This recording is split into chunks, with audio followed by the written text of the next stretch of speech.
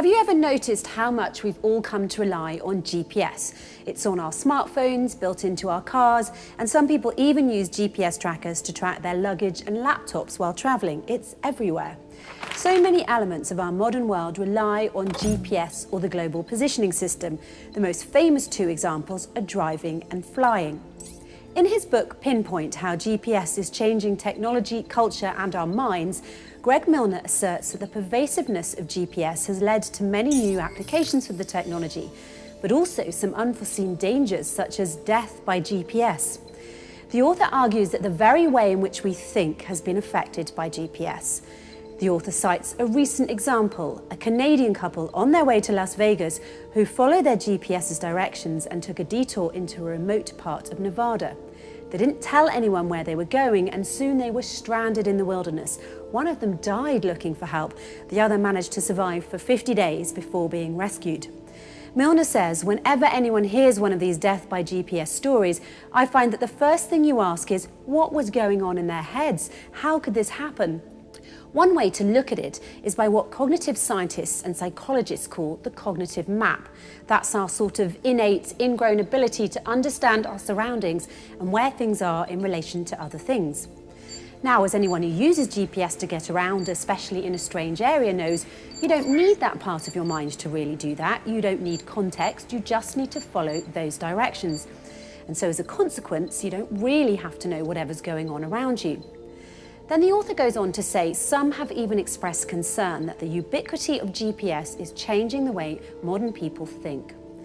The author concludes his article by sharing some sage advice.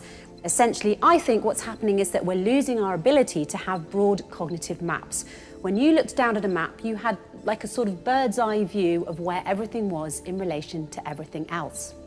Now, as much as I agree that it's good advice to learn how to read a map instead of relying entirely on GPS, the author's advice is also peculiarly ironic. Why do I say this?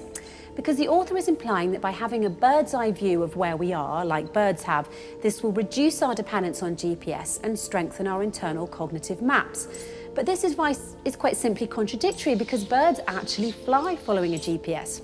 That's right, scientists have discovered some interesting developments in studying how birds navigate.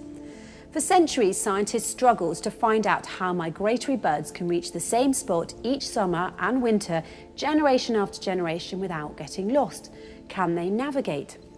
The answer is no. Rather, birds are controlled by a GPS. Similar to the autopilot modes in our various means of transportation, birds navigate, detect the directions, and follow a certain route in the sky using their GPS. That GPS unit in your car is certainly clever technology, but pigeons beat you hands down. They have GPS built right into their brains.